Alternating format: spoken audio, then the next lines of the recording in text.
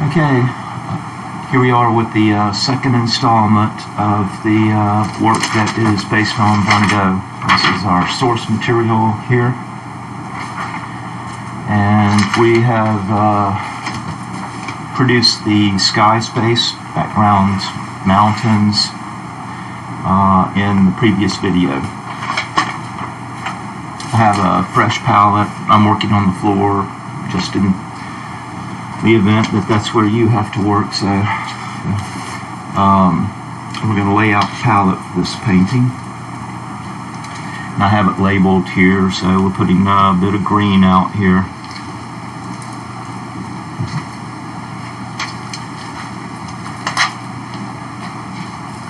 Some black. You don't have to lay the palette out exactly as I'm laying it out, but you do need the color that I'm using, so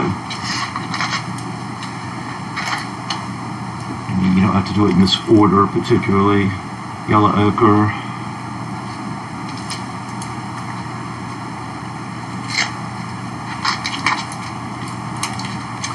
some purple,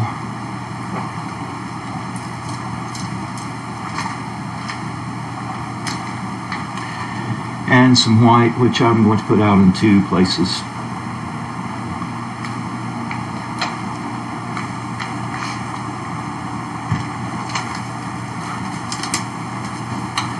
Alright.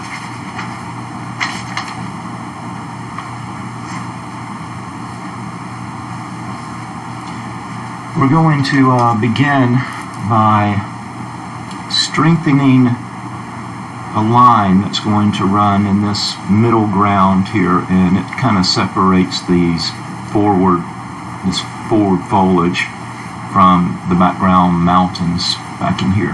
And we're simply going to use black for that.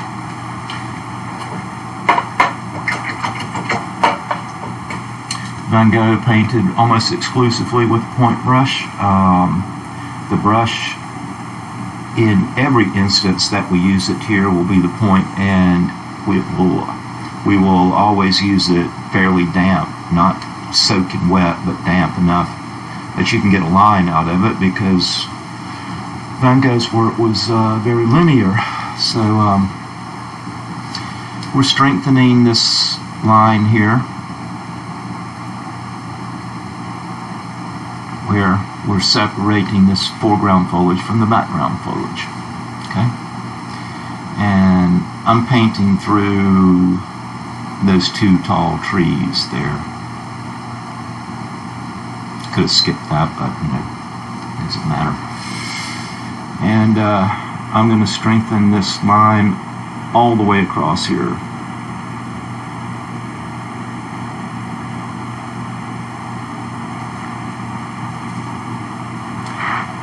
And it gets hidden behind this foliage right here, so I'm not too worried about that.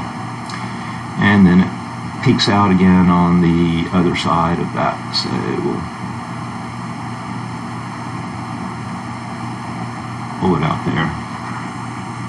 Alright, and that's all of the absolute black linear work that we'll do in here at this point. Okay, I'm going to work from, we're still working from the background forward in this, so we're working in here.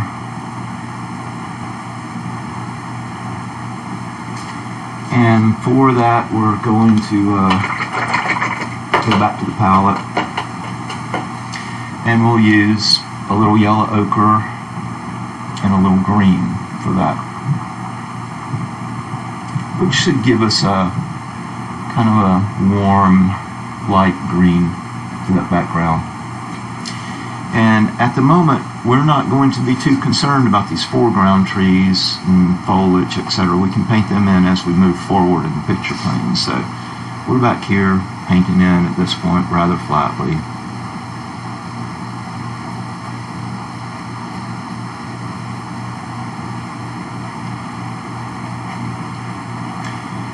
And we have this opportunity to thin this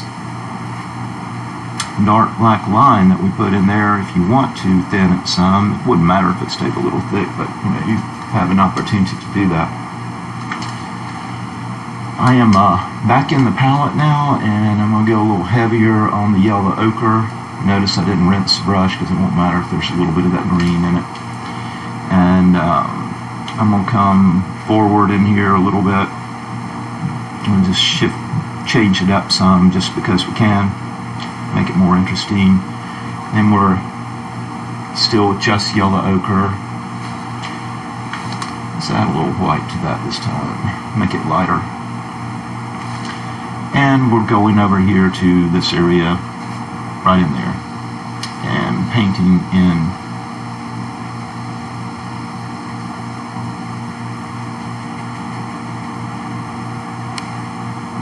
that kind of little hill that's over on the far right hand side. Finally, we'll go yellow ochre and white again. And there is a little thin line of very bright yellow running over on the far left hand side of this painting.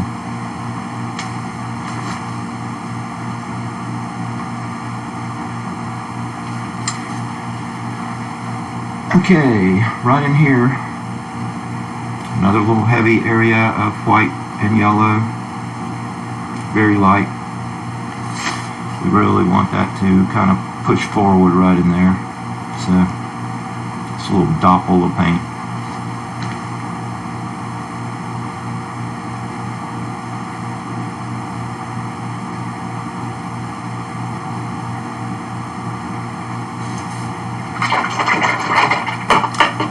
I changed my mind. I think I am going to do a little bit more drawing with black.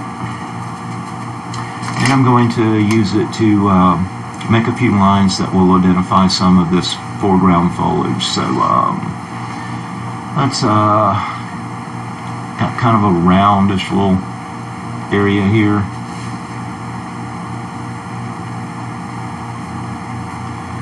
And then just kind of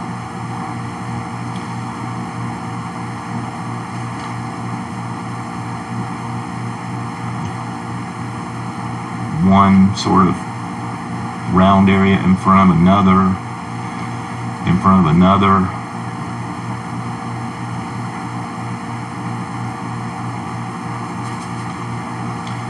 Do a little bit of that well down in here. Just make it kind of loopy. You'll be okay with it.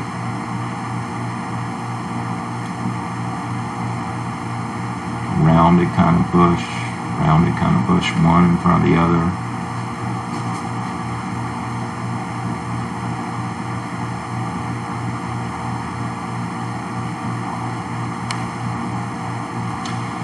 And it'll be, you know, just something like this. One kind of rounded shape in front of another rounded shape. So if you're not precisely like this, it doesn't matter as long as we got hill, another hill in front of that one, another hill in front of that one, another hill in front of that one. You know, same thing over here. Hill, another one, another one. I think there was like 3 rows of that in there.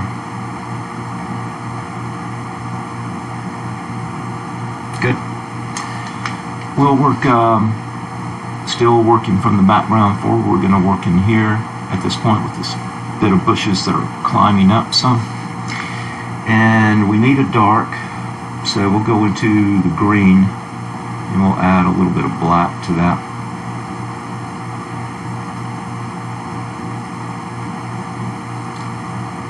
The brush is getting a little dry, so we'll wet it some. So we've got a green, touch of black, not a lot of black. Black's very strong tint. And we'll start in kind of low and drag up. So you're dragging up to get this impression of this little bush that's out there in front of the mountains. Okay, so that's what we're doing here.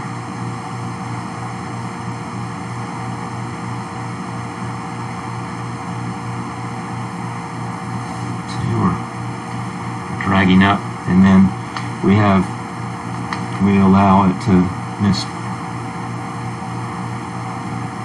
come to a point up there.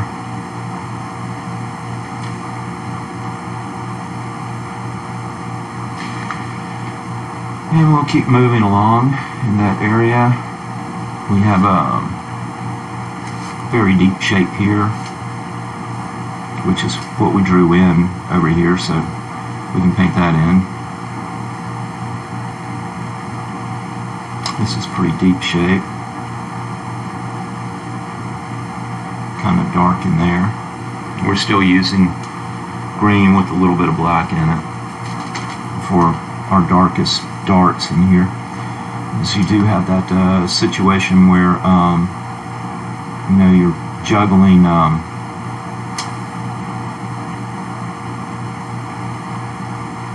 working from background to foreground, but you're also working dark to light in acrylic painting.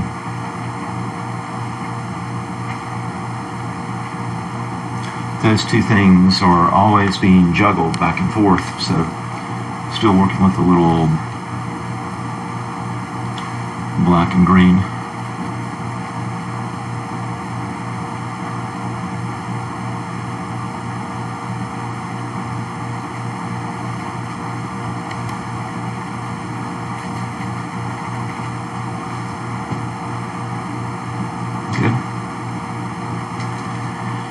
Let's get into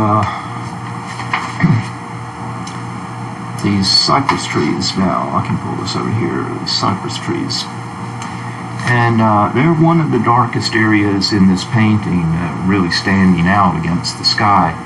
So, you know, the darkest green we can get here is going to be out of black and green. So that's what we're going for.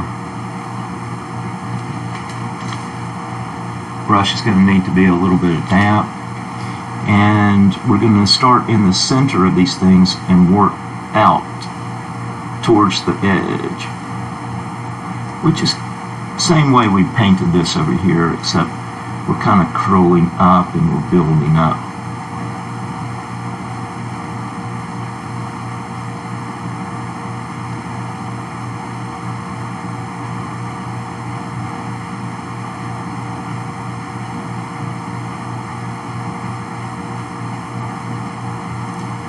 And that'll give us that feeling of the fir tree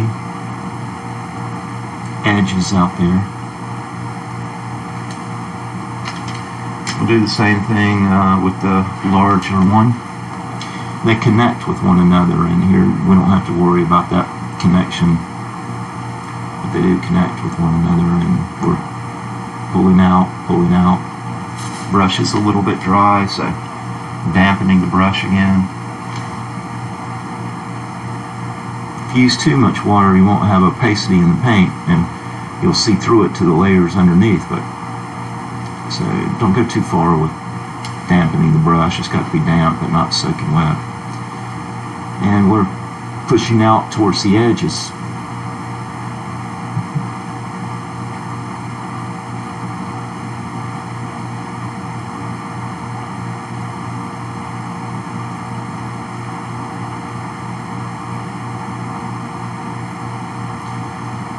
Coming down to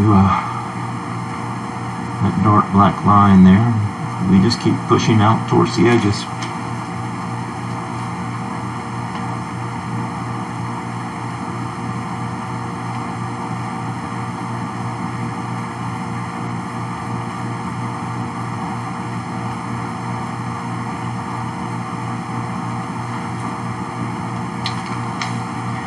Okay, while this is still wet, we're going to introduce a little bit of yellow ochre and a little bit of green.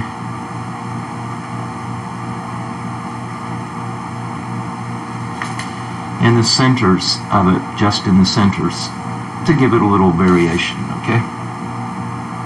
Don't have quite enough yellow ochre in that mixture. So we're just in the center now. Little variation so that the green's not all the same green. Over here.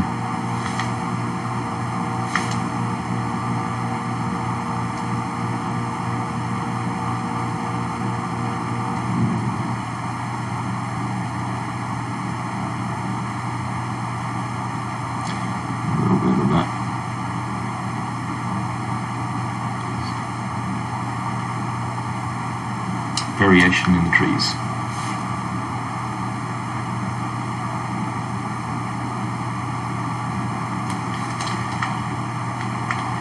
Okay, what you have on the brush right now, you can leave on the brush and add a little bit more yellow ochre. You have another green here, and we'll paint in, keep working down, painting in the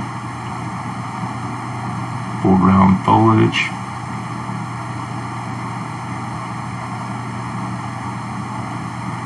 Might as well use that over here. It'll work.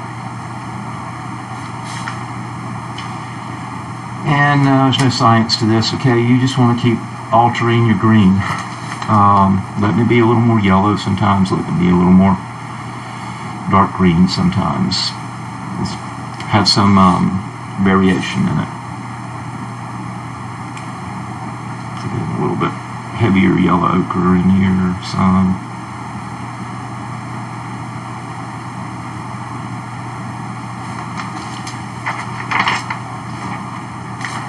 We're continuing along this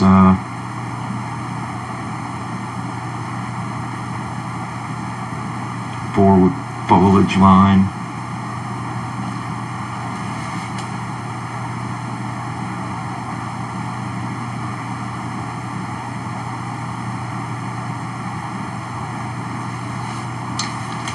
Got a little gap I missed right there, so I'm just going to put something in there. Can pull up a little bit more with some, let's add a little bit of white to one of these greens, just to alter the green again. And we'll come in here with that. And this is not going to read unless we can keep changing this green up. This green has to be a little different, little different, little different, you know, as you go across here. Otherwise, one shape won't read against the other shape.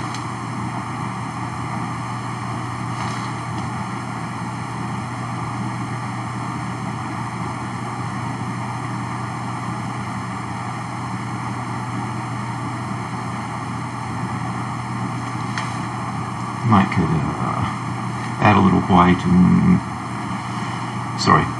and green again, and might do a little bit of lime work in here.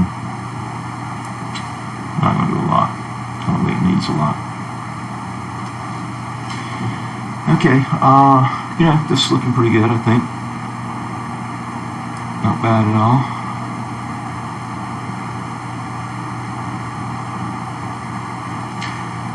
We'll run over here to the far left-hand side of the picture plane, and we're going to use initially a little black and green, and we're going to pull strokes up, up, up, up.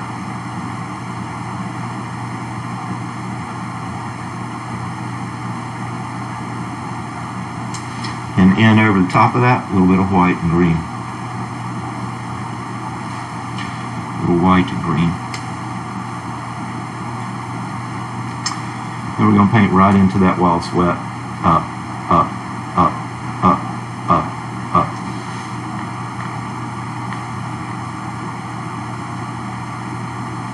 Good, good.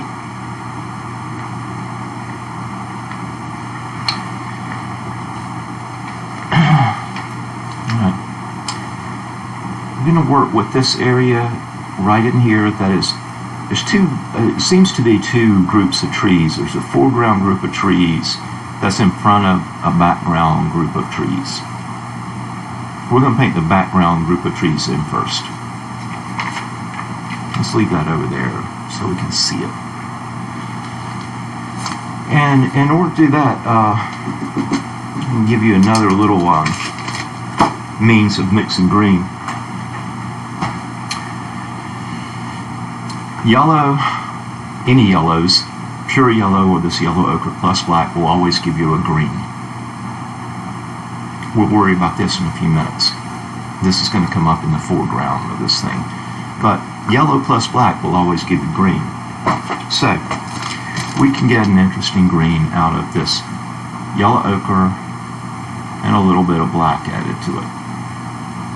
And you'll come up with what you might call a muddy green, okay? But, you'll come up with something like that, a green. And again, back in here, we're going to do strokes that end up on points. So we're going from bottom up, bottom up, bottom up, points.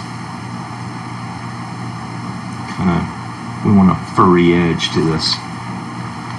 Brush getting a little dry again. Can have variation in it, doesn't all have to be the same green.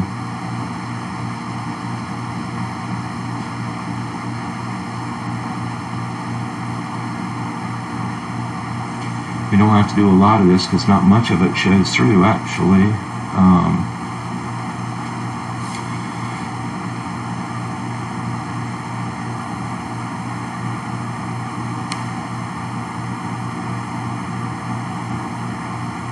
About it. I'm going to build it up a little bit more in a place or two. I'm too regular.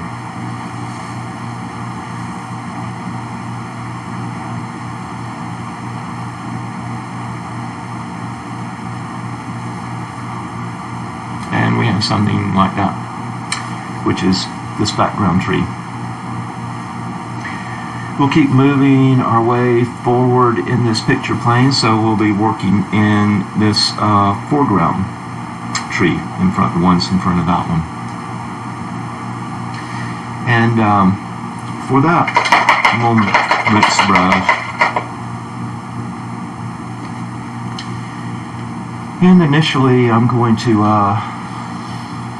I think it makes sense for me to go into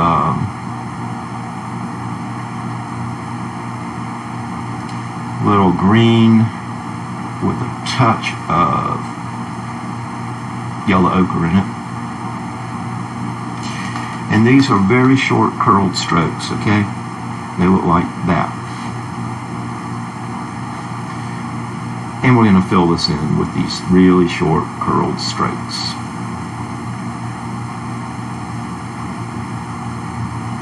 If you don't get to every little white area in it, don't worry about it.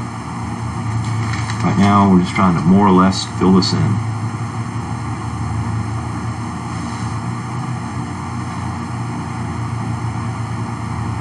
With curled strokes. Keep the brush damp.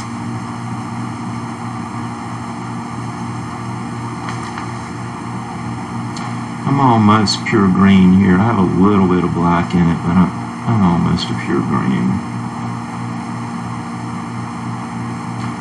Just curling, curling, curling.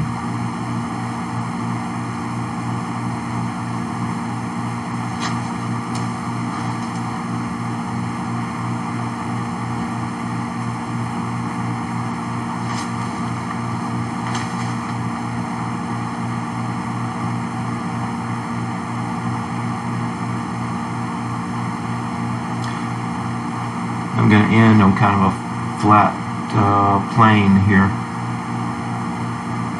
Right, in the interior, we're going to do a little bit of yellow ochre and white. So we got a little bit of white, a little bit of yellow ochre. And we're going to give it some variation in here. So we're little curled strokes again. We're painting wet paint into wet paint.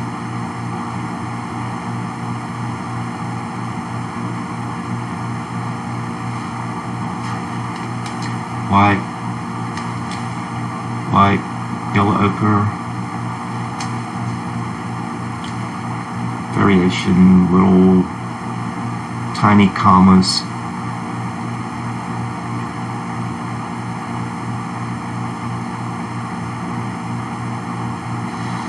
I think that looks pretty good.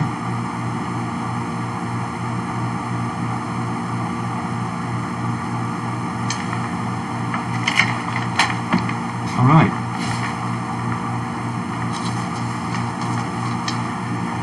This leaves us to dealing with this field here. And given that in acrylic and oil paint you work from dark to light. We won't be working with the surface of this field quite yet. We're going to be working with a yellow that's a little bit grayed down, that's a little darker. You know that if you add black to yellow, you won't have yellow any longer, you'll have green. So we need to gray down this yellow, push it down into something, this yellow ochre, push it down into something that's a little darker than what comes out of the tube. So in order to do that, we have to add a little purple. That'll give you a grayed yellow. Alright, if you add a little bit of purple to yellow, grayed yellow. If you add a little bit of yellow to purple, you get a grayed purple. But we're looking for a grayed yellow. It's your only option in working with yellow. Theory doesn't hold up with yellow, so you can normally add black to get a grayed color, but you can't do that with yellow at all. I'm going to move this yellow over here closer to the purple, and I'm going to take a little bit of purple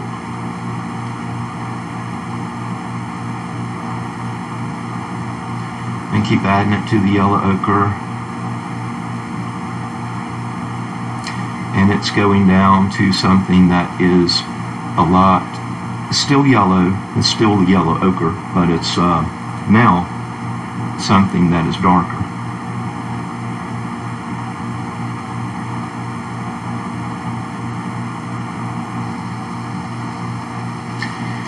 And we're going to use that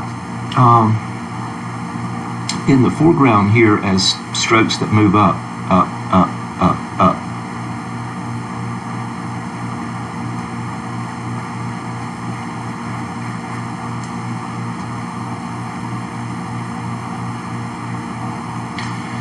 Don't need to overthink this, just do it, move them up, up, up, up, up. They can lay down one way or another a little bit, but they need to more or less stand up. So just keep flicking that brush from the bottom up. And a little bit more over here.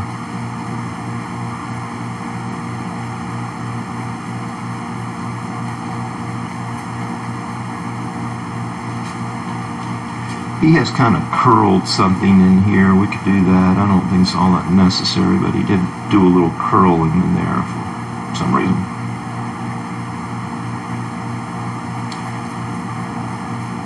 Maybe his easel fell over in the wind or something, who knows. Alright, so we have this kind of foreground with strokes that are going up, up, up. Now we're going into the rest of the field, and those strokes are going to lay down more, right? So they're little short strokes, and they lay down a little bit more. They're not laying all the way down, but I'm going to kind of more or less fill this field in with little strokes that lay down.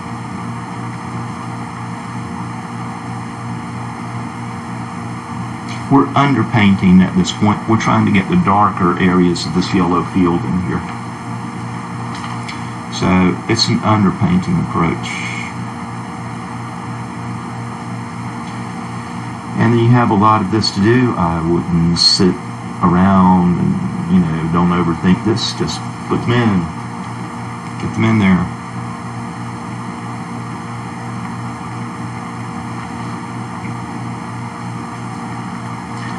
Gogh was very much a linear painter. Didn't use big, broad, flat planes of color very often.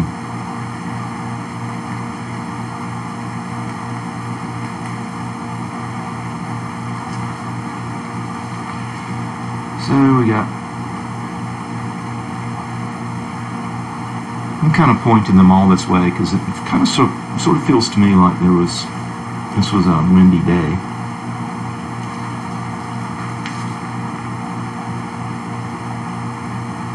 I mean, everything seems to be running to the left, So, you can give them all pretty much the same direction.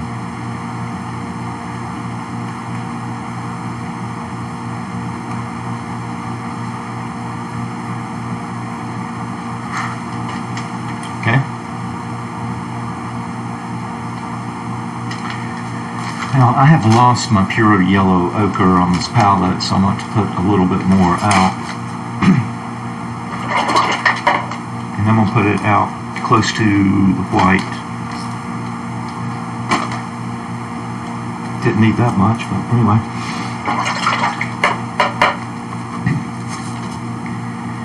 And then this doesn't need to be dry as you work in here. You can, it could be dry. I mean, if you had to go do something now and you had to come back to the video later, etc., that's the case with all of this. None of this really had to be wet into wet.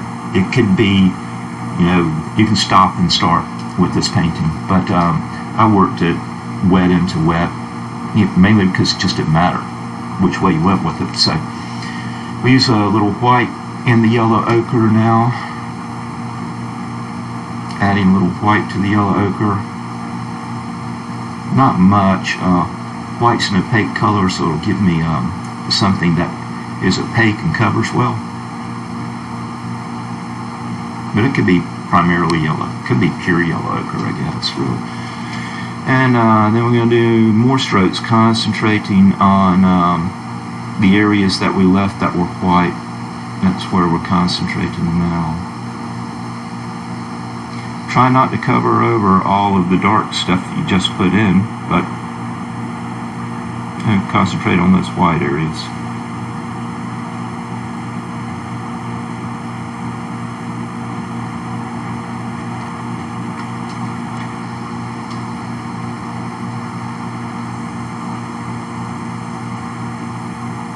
I'm still making short little strokes that are on the surface of all of this wheat.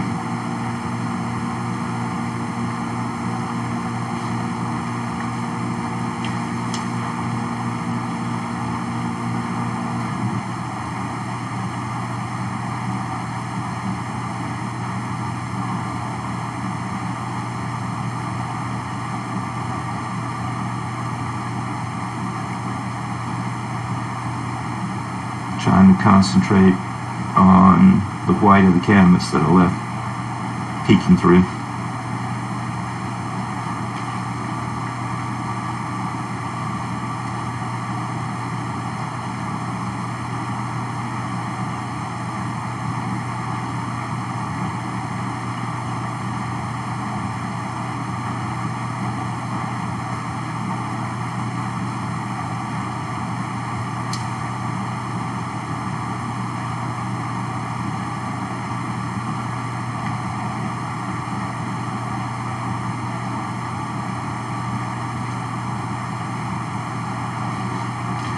And we'll go up one more stage with this. It'll go up one more stage lighter than this. So I realize I still have some white of the canvas peeking through in here, but that won't make that much difference. So then we'll go up another stage in it. While I have this on the brush, I'm going to pull it into some of these strokes we made in the foregrounds, introduce a little bit of this almost pure burnt sienna down in here. Same kinds of strokes. Don't lose all the darks that you put in there, but introduce a few medium lights in there, yellow.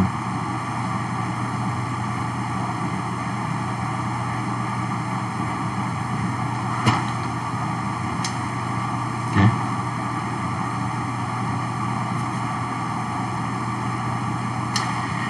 Now we're going to go up one more stage here, which is basically going to be white with a little yellow ochre in it. So it's mainly white, but it's got some yellow ochre in it. It's a very, very light yellow ochre now. Damp brush. Same thing again. This time we're concentrating once more on these areas that we might have left the white of the canvas in.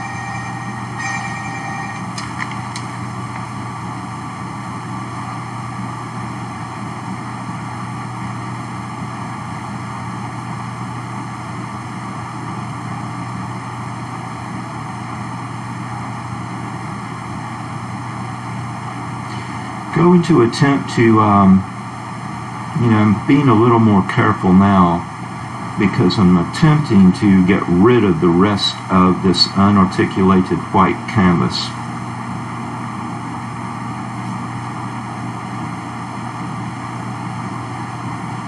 I mean, if I have just little tiny little areas of it peeking through here and there, I don't think I'd be too concerned about that, but a lot of it, I don't want that.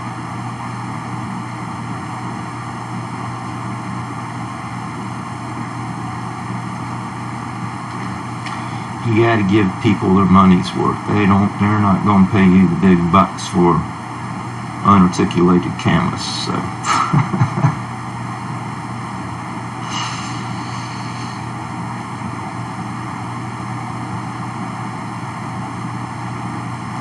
I'm in here trying to pick my way through most of that white canvas is still peeking through. Still making little short strokes that are kind of headed in that direction.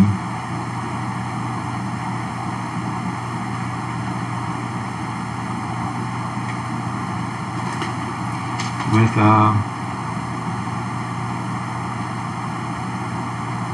white and yellow ochre.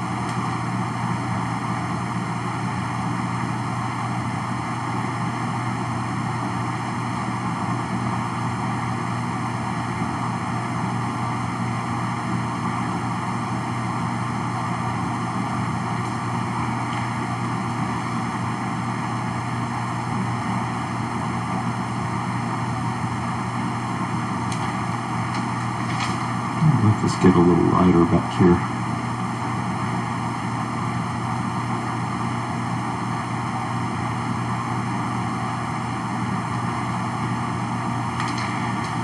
And then we'll introduce a little bit of this white and yellow ochre again into these strokes that are standing up in the foreground. Not much, just a little.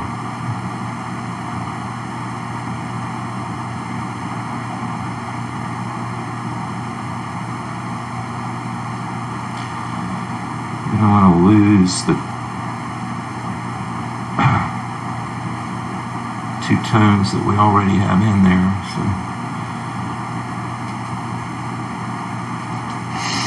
I'll build a little bit more in here.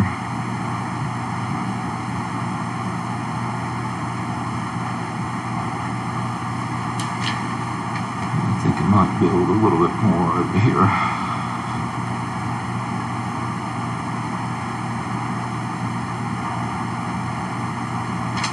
We have a pretty dense field now of wheat yellow ochre.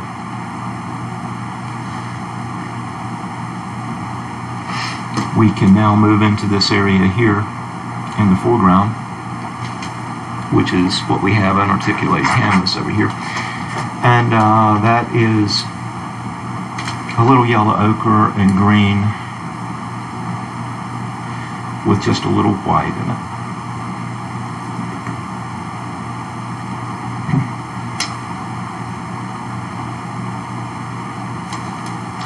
Those strokes are kind of curled as well.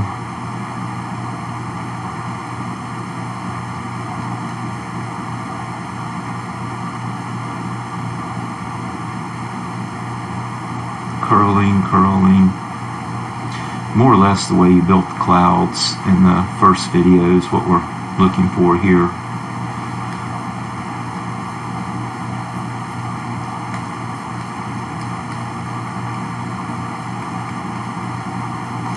And we need a little variation in that, so we'll use some green and black, and we'll just kind of give it a little variation. Curls, don't lose what you've already put in, but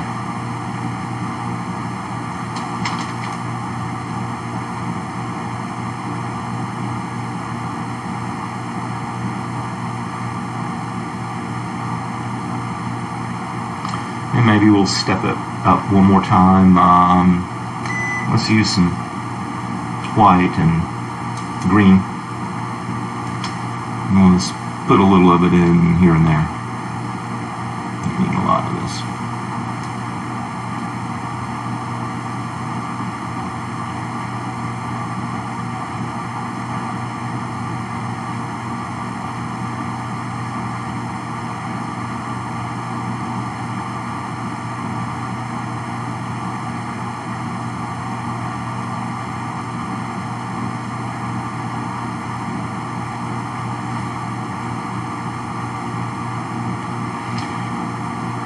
Okay, at this point in this painting, there would be very little for us to do except for just a little, actually just kind of tinkering with it some if you want. I mean, if you wanted to add a little more texture here and there in the background, you could do a little bit of that. I don't think it's all that terribly necessary, but you could, you know. I think we kind of had this working pretty well to start with, so I don't know, that's all that necessary. We'll tinker with it just a little bit, just so you know that you can, you know.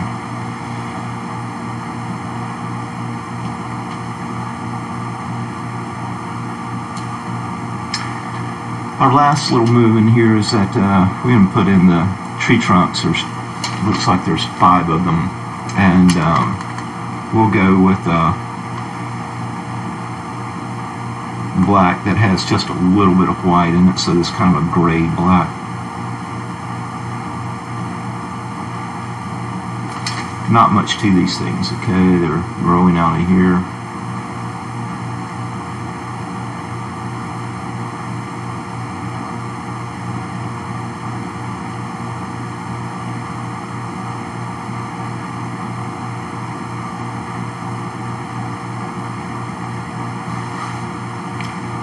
That's about it.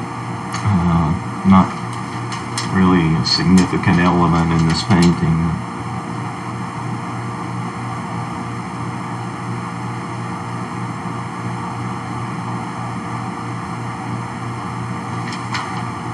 It's probably pretty good. We got a little bit of white canvas here I'm going to get rid of just with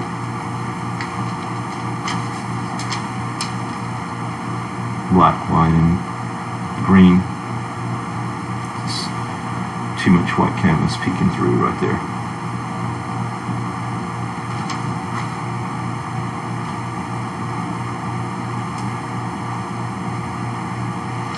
Alright, so what do you think? I'm not saying that you necessarily have to end there. You know, you could tinker with this a little more if you want to, but you know, I think this is pretty sufficient. I look at it and think my sky is a little overly active, but at least I thought that when I started, and then as I did the rest of the painting, I thought it kind of worked in pretty well, so I'm not too concerned about that anymore. I'm not concerned enough about it to go back into it, as a matter of fact. But this would just be time to do any little tinkering around with it that you want to do, little things that you feel could maybe improve it some.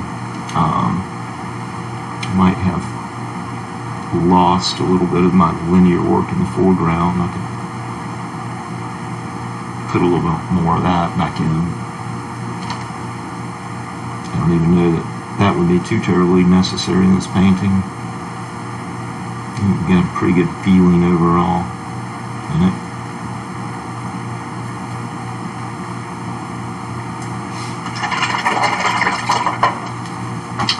So,